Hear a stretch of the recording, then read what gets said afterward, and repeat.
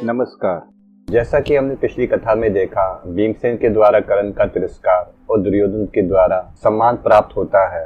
फिर उचित समय जानकर गुरु द्रोण शिष्यों से गुरु दक्षिणा मांगते हैं।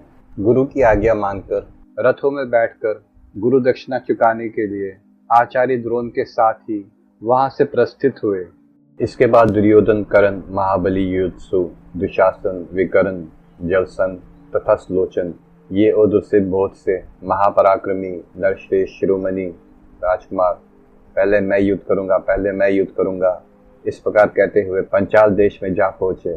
वहां के निवासियों को मारते पीटते हुए महाबली राजा द्रुपद की राजधानी को भी रोंदने लगे। उत्तम रथों पर बैठे हुए वह सभी राजकुमार घुड़सवारों के साथ नगर में घुसकर वहां के राजपथ पर चलने लगे। जन्मजय उस समय पांचाल राज द्रुपद कौरवों का आक्रमण सुनकर और उनकी विशाल सेना को अपनी आंखों देखकर बड़ी उतावली के साथ भाइयों सहित राजभवन से बाहर निकले। महाराज यज्ञसेन यानी कि द्रुपद और उनके सब भाइयों ने कवच धारण किए। फिर वह सभी लोग बाणों की बौछार करते हुए जोर जोर से गर्जना करने लगे। विष्णुपायन जी कहते हैं, कौरवों तथा अन्य राजकुमारों को अपने बल और पराक्रम पर बड़ा घमंड था, इसलिए अर्जुन ने पहले ही अच्छी तरह से सलाह करके वीरप्रवर द्रोणाचार्य से कहा, गुरुदेव, इनके पराक्रम दिखाने के पश्चात हम लोग युद्ध करेंगे।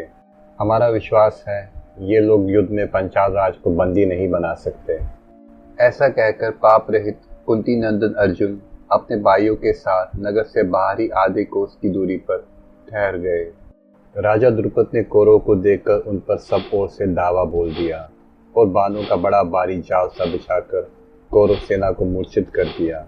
युद्ध में फुर्ती दिखाते हुए राजा द्रुपद रथ पर बैठकर अकेले ही बाणों की वर्षा कर रहे थे, तो भी अत्यंत भय के कारण कौरव उन्हें अनेकों के समान मानने लगे।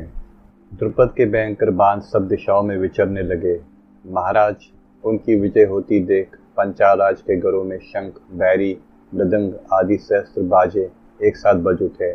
महान आत्मबल से संपन्न पंचाल सैनिकों का सिंहनाद बड़े जोरों से होने लगा। साथ ही उनके धनुष की प्रत्यंचाओं का महान टंकार आकाश में फैलकर गूंजने लगा। उस समय दुर्योधन, विकर्ण, सुबाहु, दीर्घलोचन और दुशासन बड़े क्रोध में भरकर बाणों की वर्षा करने लगे। भारत युद्ध में परास्त न होने वाले महान धनुर्धर द्रुपद ने अत्यंत घायल होकर तत्काल ही उन सब की सेनाओं को अत्यंत पीड़ित कर दिया। वह आग के चक्के की तरह सब ओर घूमकर दुर्योधन, विकर्ण, महाबली, कर्ण, अनेक वीर राजकुमार तथा उनकी विविध सेनाओं को बाणों से तृप्त करने लगे। उन्होंने दुशासन को 10, विकर्ण को 20 तथा शकुनी को अत्यंत तीखे 30 मर्मभेदी बाण मारकर घायल कर दिया।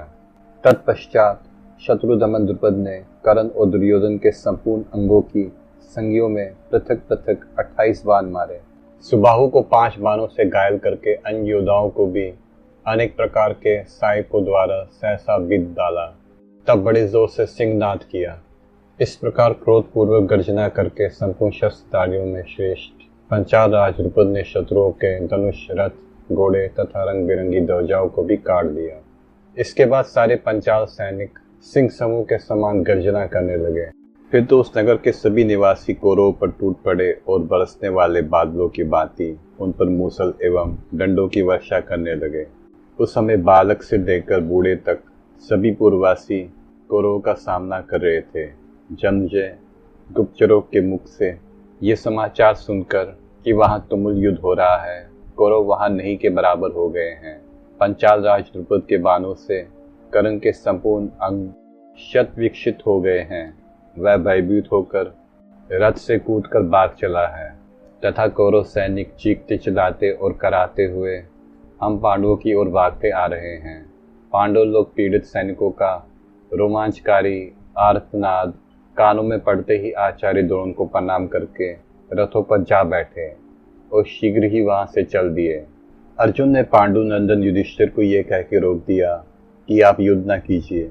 उस समय अर्जुन ने माद्री कुमार नकुल और सहदेव को अपने रथों के पहियों का रक्षक बनाया। भीमसेन सदा गदा हाथ में लेकर सैनिकों के आगे चलते थे। तब शत्रु का सिंहनाद सुनकर भाइयों सहित निष्पाप अर्जुन रथ की गड़गड़ाहट से संपूर्ण दिशाओं को प्रतिध्वनित करते हुए बड़े वेग से आगे बढ़े।